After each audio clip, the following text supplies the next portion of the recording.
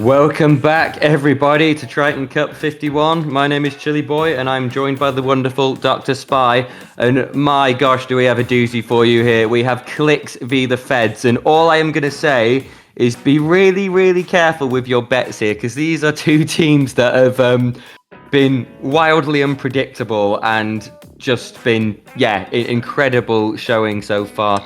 Both of these teams have taken our DivX contenders today to Game 5. So Clicks took White Noise to Game 5, I believe, and the Feds took Penguin to Game 5. So we, these are two very, very good teams with really high caliber players that I am sure are going to give us an incredible showing.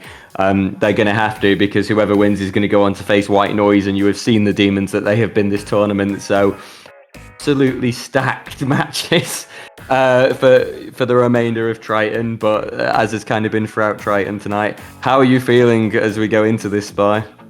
I am so damn excited because while I only saw one game of Clicks, it was like the last game against White Noise, which was really insane. I haven't really seen any games of Feds. Wait, no, the Feds. The Feds, yeah, like that. But I feel like if they're both teams that lost against the two teams that were in Winners Finals right now, this is gonna be basically as insane as these two games just were, because I mean, they literally only lost against like 2 to 3 against the other teams. So they're also going to be really high leveled and so skillful. It is going to be so exciting commentating this. I'm really, really happy. I don't blame you at all. It's not even like the Feds really have had an easy run at all, because they've knocked some really impressive teams down to losers. Like Zimzala Bim had Mahi on it, the Tetras that were for Blue Comet that was making us make all sorts of noises during paddling pool when we were last commentating together. And then they beat Cartier Gucci Scarf 2-1, who did very well against a number of good teams, and was seeded 9th. As I say, taking Penguin to Game 5, there's nothing trivial about that at all. That does not happen by fluke. You have to be a really resilient, well-oiled machine to manage that. And it looks like we're also not going to be wasting any time, which is amazing. So we're going into Splat Zones Mako to start with. I quite like this map mode. I think it's relatively balanced and fair. I think you've got quite a few good options to get back in. Where do you think we're going to go, Spy? Do you think there's going to be a definitive kind of standout here, or do you think it's going to be back and forth? I feel like it's going to be back and forth. Wait. Is there Trizzy playing? Trizzy's there with the brush. Oh my freaking god, this is going to be so hype. Oh my god, Trizzy is so cool. I love him. Oh my freaking god, he's my brush coach. He's such a great person. I absolutely love him. Oh my freaking god. Chill, I'm already sweating. It is so exciting already. Please go on. I don't know what to say. You said you were sweating before, and that's before you started. Before you knew Trizzy was there. So yeah, I mean, you're going to be a puddle by the end of this. I mean, very, very impressive start. It looks like Trizzy's team and the Feds are not messing about at all, managing to get 3 down and take relatively good control. Trizzy has been slowly taken out there, and we have what I've just noticed as well. We've got a Tri-Slosher Nouveau comp coming out for a Click, so that is really good to see as well, because as you were saying, Spy, in terms of the QR meta, Tri-Slosher Nouveau enables some really aggressive play styles. Clicks have managed to catch the zone, but the Feds again have responded so quickly. Big numbers advantage, good map control, and keeping up a lot of aggression. So it's making it hard for Clicks even to regroup and set up with the Tacticooler. Yeah, and right now the Feds already has a lot of control. Like their penalty went down, and like that they managed to get more points off of that. But it actually seems like the Feds has a number disadvantage right now, so it could be a really good opportunity for Clicks to push in right now. And oh my god, the Tetras, they absolutely outplayed the Splatoon Stamper. The Splatoon Stamper really thought they had a really easy going on with camping the jump, but they actually didn't manage to get it. Now the Clicks really, they have a lot of control right now. Their penalty is down, and as the Feds just right now, they work down their points to get the lead right now, as we see. And just like that, it seems like the Feds want to counter push again. So as I already expected, it's really a back and forth with this. Yeah, you're not going to be able to finish sentences without something changing drastically, I don't think, when you're talking about matches played at this speed with two teams of this caliber. That's the thing. I mean, obviously, some really recognizable names as well on Clicks. Fly Zero on the try slosher. Fly Zero has been a constant mainstay at different paddling pools and Triton Cups, and always has some really impressive offensive gameplay. Stand Up, who is on the Splatana Stamper for Clicks, has been doing some amazing stuff with Zipcasters, always quite elegant to watch. It does look like there's a number advantage in Click's favour here, so they have done a really good job of not messing around, getting control. Beautiful pick there on the jump, and again, Stand Up going in really deep here with the Zipcaster, trying to cause carnage, but being shut down very nicely by the Feds. So the Feds have the lead, they have a very minor numbers advantage, but they do not have good control of the map right now at all. Yeah, I really agree with you right now. While it actually seems rather neutral right now. I mean, while the Clicks do have a number disadvantage, they'll probably be able to get in back really quickly, because as we've just seen before, it's really a back and forth with this. But the machine actually just got a really good pick with that kind of fall off damage, and Clicks just tries to go in with the crab tank. It still has a number disadvantage, but I feel like they're going to be fine in this if they just continue to kind of pressure out their teammates, especially with that Splatana Stamper really making constant pressure, especially if they use the Zipcaster.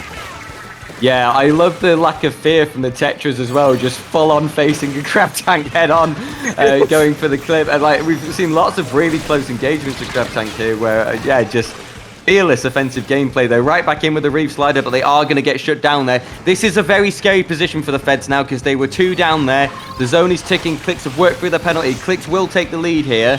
So, but doesn't mean it's over by any means, but Feds need to recover, and then they need to think about how they're going to hold, because they cannot afford to be trading right now, not with a minute on the clock.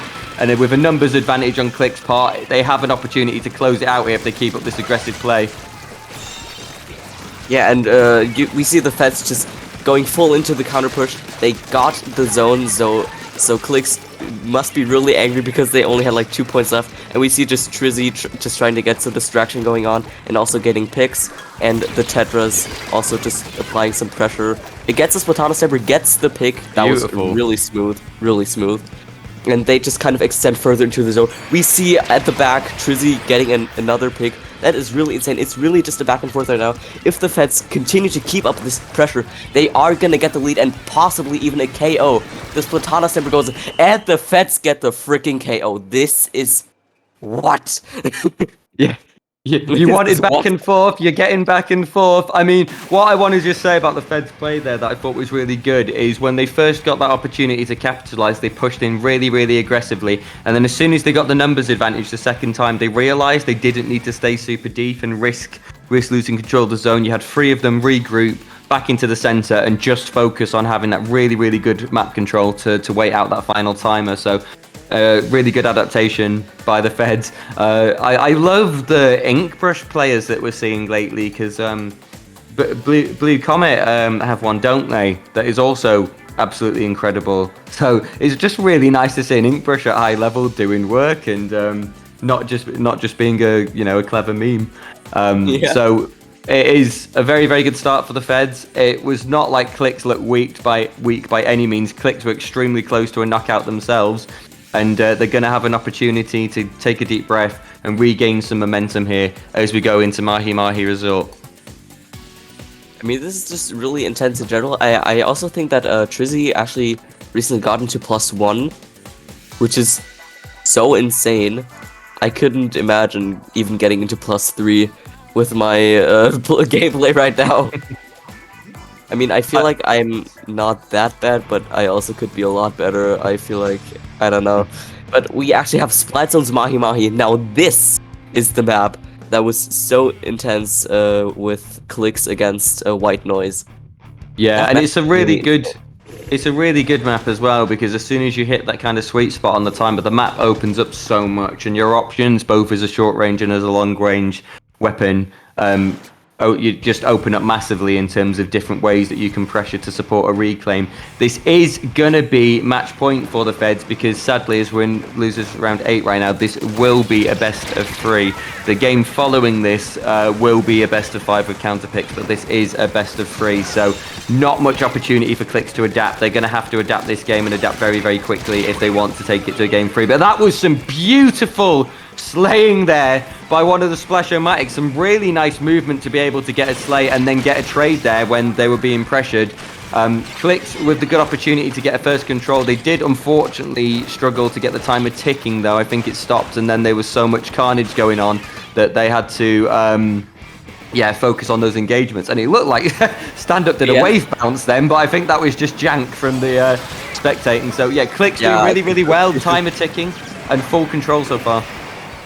Yeah, definitely. I feel like right now they're just kind of ruling this match, but now as the map changes, like we saw the water level dropped, I feel like the Feds will have better opportunity to go in right now, even if it does seem like they're kind of overpowered right now by Clix, as we haven't even talked about their comp. They got triple splash, and as we saw recently with Penguin, they really want to win this, and right now Clix has full control of this right now, and the Feds really struggle to kind of go in, and they also have a number disadvantage. So right now they actually need to go in if they want to have a chance at being in this. And they actually neutralized the zone, but they didn't really manage to cap the zone. So really, really sadly, this match goes to Clix really, really fast. Like, that was a quick game. That was pretty savage compared to the previous where we saw a bit of back and forth. I mean, shows that it's a very, very good counter pick that they are extremely comfortable working on. So good choice on. Oh, it wasn't even counter picks, was it? I'm thinking ahead to the next one. So yeah, just obviously Clix with a good robust strategy for that map mode. I know triple splash is a bit of a meme for good reason, but they did play very well on top of that. Triple splash alone would not have you winning at this level of gameplay. It does mean we can take a moment to breathe. We're going to be going to Umami Ruins for the tiebreaker. This being the newer map mode, two zones to secure on each side of the big kind of central platform, and this will be where strategies are more rusty for both teams because, as I say, this is brand new to Splatoon 3 and the most recent patch, but people have not had as much time to kind of rehearse their strategy here, so it'll be really interesting to see who comes out on top. To be honest, even though Clix looked extremely good there, based on how the Feds have played this tournament, I wouldn't feel comfortable betting either side. Now, with the Umami Ruins, I think I feel like the mid is really important, especially in splat zones, as the two zones are kind of separated. And just that mid platform is really a good sharking spot, and also like the wall is a good sharking spot.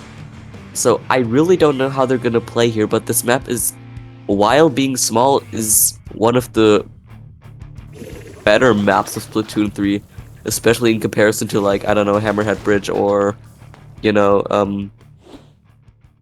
Pole World.